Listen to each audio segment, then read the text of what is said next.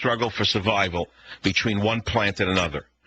Plant succession is all about one species of plants coming in and taking over a preceding garden variety of plants. So if you look at America, what you see going on right now is that the white European is being overrun by invaders, invading not species, but invaders. Let's put it to you that way.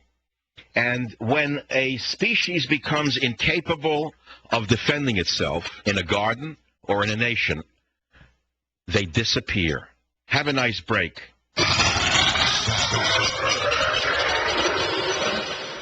On the air, online, and on the go, this is Talk 910 KNEW.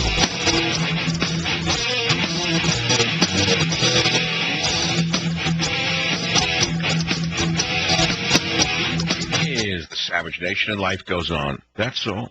So after I heard the good news Saturday night and I thought it was final, I went out to dinner in the North Beach restaurant in North Beach. Because, you know, look, it's a place I go to because Lorenzo's a friend of mine. The food is the greatest. And he actually listens to the show. He's not one of these restaurant guys who makes believe he listens. He's very political. And he called me, you know, and I went in and he said, it's a very, very special night. I said, well, I chose to celebrate it here tonight with you, Lorenzo, and I did. But, you know, it was a celebration that was too soon. That's all. The next, you know, couple of days brought the truth. The truth is nothing's changed. But, you know, we all want to believe in the goodness of mankind. We all want to believe that good things are going to come to us. But my deceased Russian father taught me since I've been a little boy, don't celebrate too soon. Get it in writing. And number 3, I'll believe it when I see it. I hated when he used to say that to me. I thought it was so cynical and so old world. He was right. He was right. You know, get it in writing. Don't believe, I mean, you know, if you're a salesman or you think you got a business deal or you're a writer and you think you got a deal or you're a guy in Hollywood who think you got a movie, yeah, when you see it in writing, you know you got the movie. You know that by now. You're not a child. You know, the deal isn't done till it's done, so nothing's happened, in other words. But I had a good time Saturday night thinking it was done. But here I am. I wake and you say, well, so what? What's the big deal? What are you going on and on about? I mean, it's not the biggest deal in the world. It is a big deal. It's a very big deal to be named with murderers and terrorists when all you are is a talker in the media. Forget that my politics may not be in sync with Barack Hussein Obama or Nancy Pelosi. So what?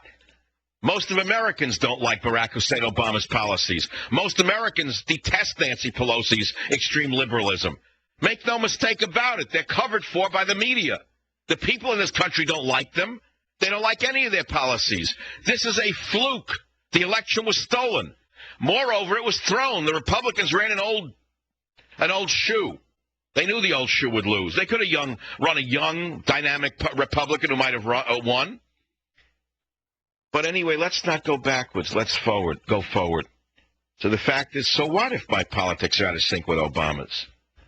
You know, is that a reason to put me on a list with murderers and terrorists? There's 2 skinheads from Russia who killed, I think, 10 immigrants, videotaped it and posted on a website.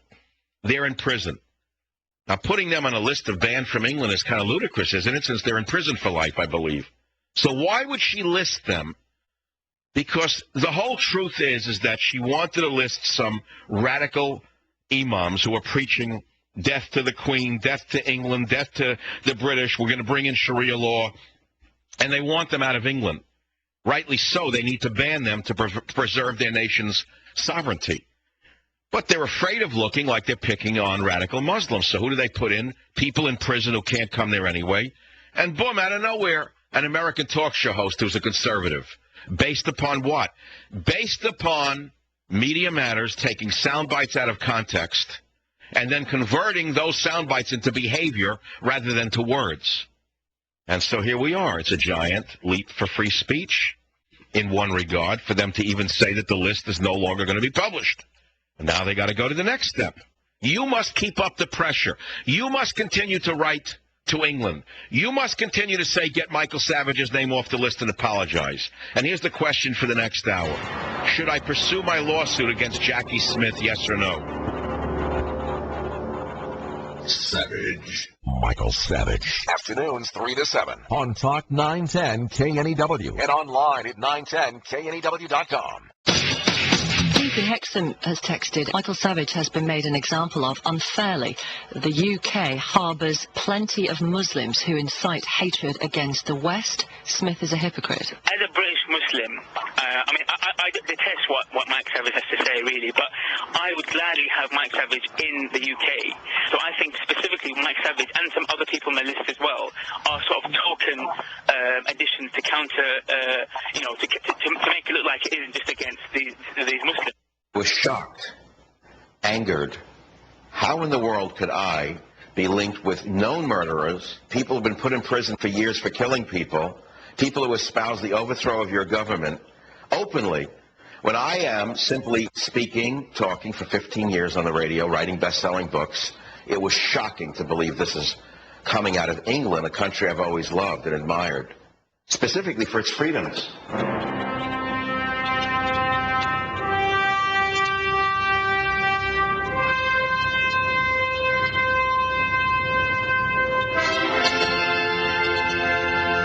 Welcome to the Savage Nation. I'm trying to make a difference for the betterment of myself and for humanity, period, end of story. Believe it or not, it's up to you. Take it whichever way you want. You could be cynical about every person on earth, or at some point you can come to believe some people actually believe in what they're saying and actually try to do the right thing. You have to decide whether you're projecting your own inadequacies or this is the real man who you think it is. But make no mistake about it, this is a battle for freedom going on.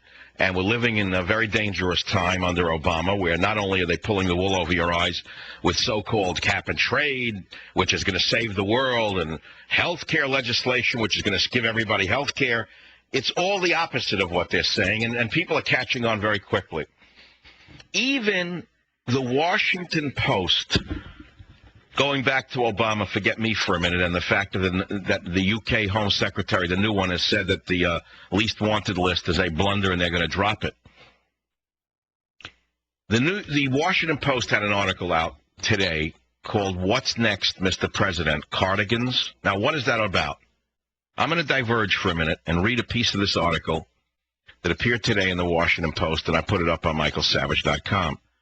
These are two liberal writers for the Post, and here's what they say. Barely 6 months into his presidency, Barack Obama seems to be driving south into that political speed trap known as Carter country, a sad sack landscape in which every major initiative meets not just with failure, but with scorn from political allies and foes alike. According to the July 13th CBS News poll, the once unassailable president's approval rating now stands at 57%, down 11 points from April. Half of Americans think the recession will last an additional 2 years or more, blah, blah, blah, blah, blah. And 57% think the country is on the wrong track. I'm going to go on from their article now. From a lousy cap and trade bill awaiting death in the Senate to a health care reform agenda already weak in the knees to the failure of the stimulus to deliver promised jobs and economic activity, what once looked like a hope-tastic juggernaut is showing all the horsepower of a Chevy Cobalt. Despite such bravura, Obama must be furtively reviewing the history of recent Democratic administrations for some kind of roadmap out of his post-100 days ditch. And he goes on comparing him to Jimmy Carter and what's going on. And he says, of course, it's too early to write off Obama because he can still turn to the center instead of radically moving to the left as he has been doing, listening to Nancy Pelosi and the radicals on the left. He understands, and they understand in this article, that Bush was also a liar, and they write this. In the same way that Bush claimed to be cutting government even while increasing real spending by more than 70%, Obama seems to believe that saying one thing while doing another somehow makes it so. Read the article. What the new president has not quite grasped is that the American people understand both irony and cognitive dissonance. Instead, Obama has mistaken his personal popularity for a national predilection toward emergency-driven central planning. You hear this?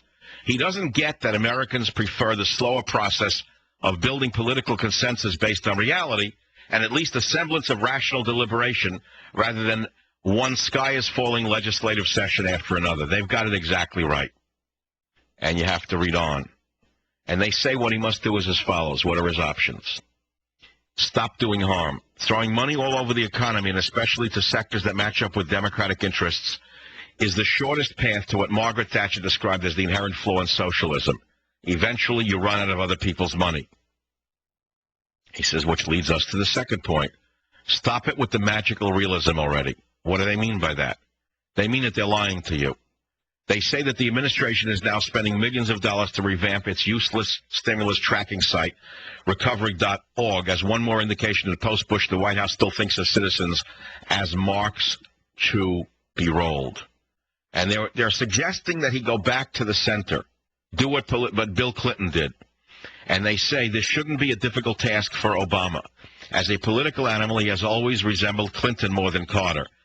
This might help him avoid the Carter-esque pileup he's driving into. Far more important, it just might help the rest of us. That's from Nick Gillespie and Matt Welch, and they're from Reason.com. I guess they're not exactly liberals themselves.